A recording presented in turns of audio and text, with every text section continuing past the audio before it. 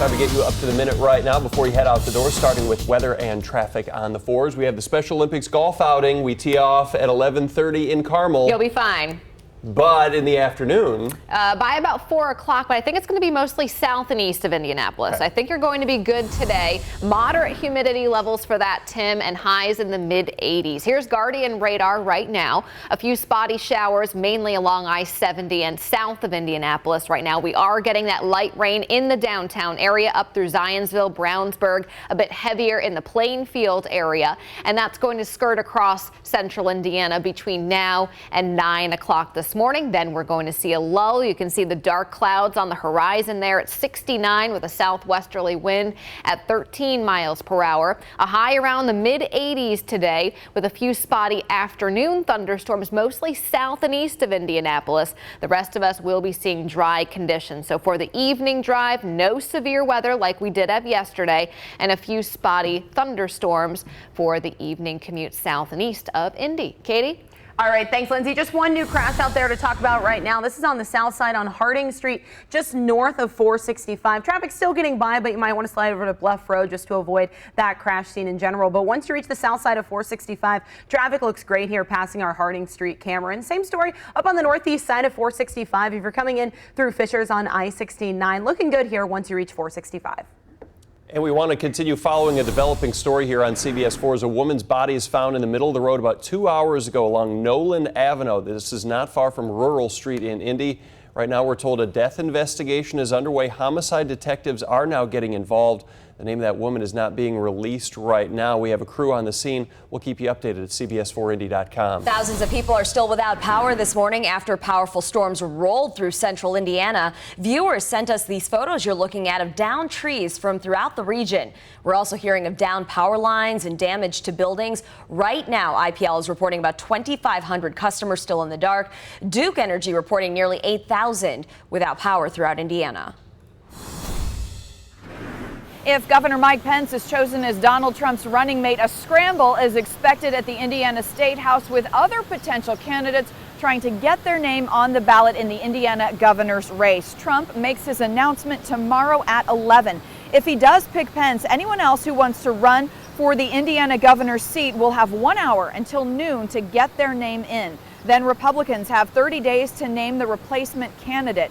Names being floated include former Governor Mitch Daniels, House Speaker Brian Bosma, and U.S. Representatives Todd Rokita and Susan Brooks. Now, if Trump does not pick Pence, then Pence is up against John Gregg in the Indiana governor's race. Again, that decision tomorrow morning at 11. Keep it right here for any developments. I'm Lindy Thaxton getting you up to the minute. Many eyes are on Governor Pence today to see if he heads to New York, where Donald Trump is expected to name his running mate tomorrow morning. Sources say there is a split in the Trump camp, that political advisors and consultants are favoring Pence, but the Trump children like Newt Gingrich. Alabama Senator Jeff Sessions is also in the mix. Trump is spending today at private fundraisers in California. Indiana is also making national headlines for its U.S. Senate race. Former Governor Evan Bayh officially declared his candidacy to try and win his former Senate seat.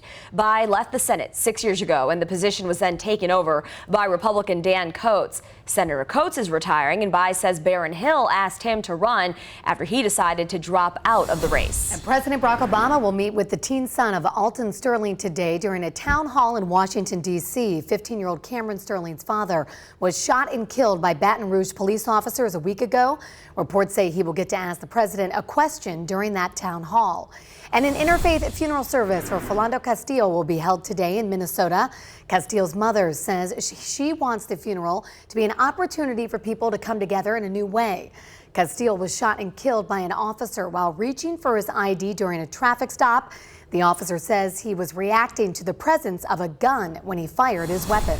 The man Metro Police say shot up an IMPD officer's house and patrol car is due in court today. This is March Ratley. He is accused of firing more than a dozen shots into the east side home of the officer. That patrolman arrested Ratley on a gun charge several years ago, and Ratley was released from prison last winter. Witnesses say he was in the officer's neighborhood last Friday. He's now facing several charges. And a Fortville man is found guilty in the deaths of two construction workers who were killed in a crash in 2014. Jordan Stafford is on your screen right there. Prosecutors say he was driving 74 miles an hour through a work zone in May of 2014. Kenneth Duerson and Cody DeMoss were killed in that crash on I-69.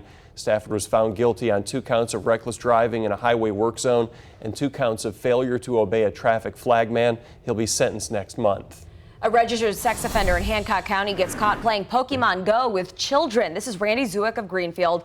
He was arrested yesterday afternoon. A probation officer saw him playing the popular smartphone app on the county courthouse lawn with a 16-year-old boy. Zuick pleaded guilty to child molestation in April. As part of his probation, he is prohibited from interacting with children.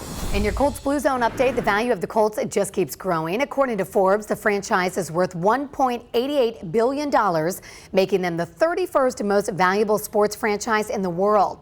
It's been more than 40 years since Robert Irsay bought that team for $19 million in 1972. The most valuable sports franchise, by the way, the Dallas Cowboys, they're worth a whopping $4 billion. And Patriots quarterback Tom Brady is running out of legal options to appeal his 4-game Deflategate suspension. The U.S. Appeals Court rejected Brady's attempt to get a new hearing. The NFL suspended Brady for 4 games, saying he likely knew footballs were being deflated for the AFC Championship game against the Indianapolis Colts. Brady's only option to appeal is now with the Supreme Court. Mid-80s with moderate humidity levels, a few spotty showers moving across the Indy metro right now. Nothing severe is anticipated for today. Overall, a lot more dry time than wet.